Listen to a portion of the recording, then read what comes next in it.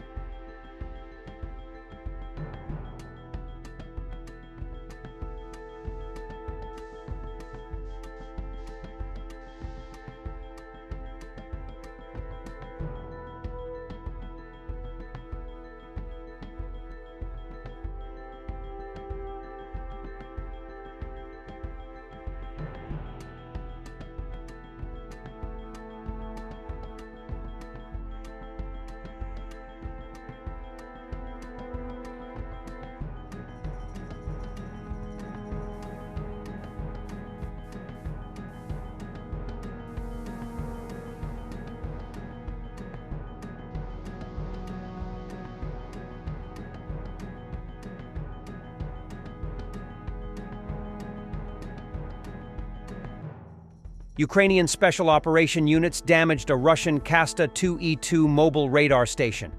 This model is considered a state-of-the-art weapon designed to control airspace, determine coordinates, and recognize air targets, including those flying at very low altitudes. Ukraine's Special Operations Forces showed spectacular footage of the destruction, and the cost of such a station is about $100 million.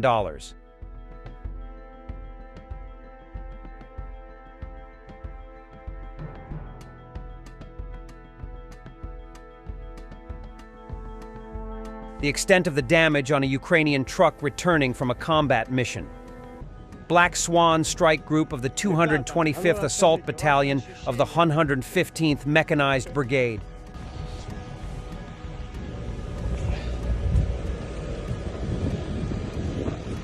Ребята, а ну расскажите, ваши ощущения.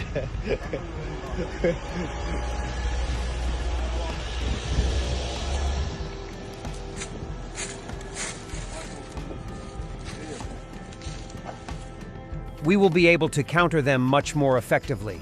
Ukrainian warriors are confident that strikes with Western weapons on Russian territory will strengthen Kharkiv's defense.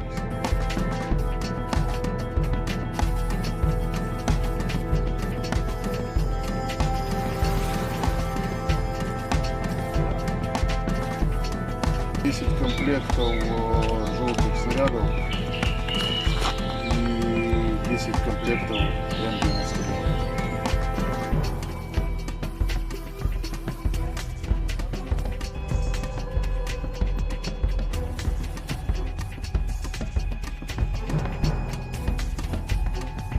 Вони там ходять безнаказано, не биті, в тапочках, в шортах, в общем, як туристи, як дачники. Они могут свободно вытянуть миномет и свободно работать по нашей территории. Можем поражать, допустим, их вот эти комплексы ракетные С-300, которые сейчас очень сильно бьют по Харькову и приносят очень большие разрушения. Может, слышали последние события насчет гипермаркета. И, я вам говорю, тогда мы сможем намного эффективнее противодействовать им.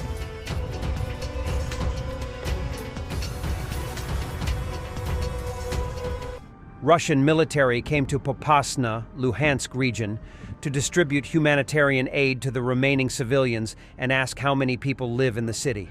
It turned out that only 280 of the 20,000 who had previously lived in Popasna remained. Russia liberated Popasna back in the summer of 2022, but people do not return there. War brings only death and destruction. Russia brings only death and destruction. Отец, а ты тут где живешь? Мы гуманитарки привезли немножко. Да? Да. Подсобили бы. А, вот, правильно.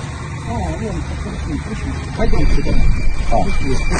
Ну, мне 52 года, я как родилась в Попасной, я никуда никогда не выезжала. Ну, вот у меня квартира была в этом доме, ее разбили, с той стороны разбили, сгорела квартира полностью. Эта квартира досталась мне от родителей. Родители умерли, и по наследству осталась мне эта квартира. Так мага шел 5 тысяч. Сколько мирного населения в Попасной живет? Человек 280. В общем и целом. Да, плюс-минус там 5 туда-сюда. Умирают очень часто. The FPV strike company of the 47th Mechanized Brigade on a night hunt for Russian equipment. 4 URL trucks, 2 T-72s and 1 T-90 and 2 MTLBs, of which one carried ammunition, were destroyed.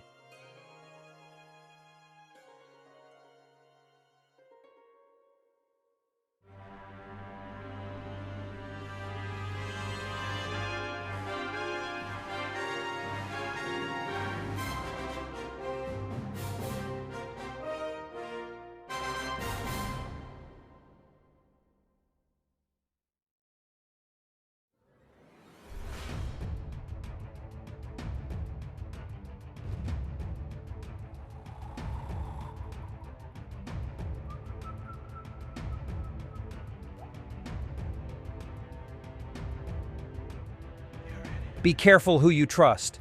Hacked documents reveal that Gray Zone managing editor Wyatt Reed received thousands of dollars in payments from Press TV, an Iranian state-funded propaganda organization. Just write that Russia is winning the war and that Ukraine can never win, and that the U.S. taxpayers' money are being sent for Zelensky villas, and, you know, the usual. A blue and yellow house was repainted in the Russian Irkutsk region after complaints from local residents. In the city of Usolye-Sibirskoye, a 5-story building at 40 Krasnik Partisan Avenue was painted blue, yellow, and white. Several residents of the house did not like this coloring, as it reminded them of the flag of Ukraine. They ordered it to be repainted. Maybe they needed a good shrink also.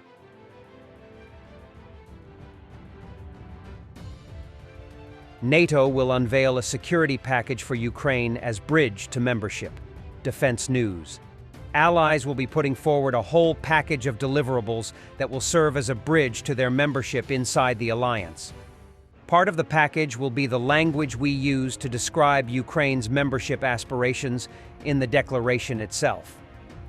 Part of it will be an institutionalization of some of the bilateral support that's currently being provided to Ukraine and tucking it under NATO command. Part of it will be working to identify new resources for our friends in Ukraine and ensuring that we send a signal to Moscow that the NATO alliance isn't going anywhere. Julianne Smith, the U.S. Ambassador to NATO. Thanks for watching, and don't forget to subscribe.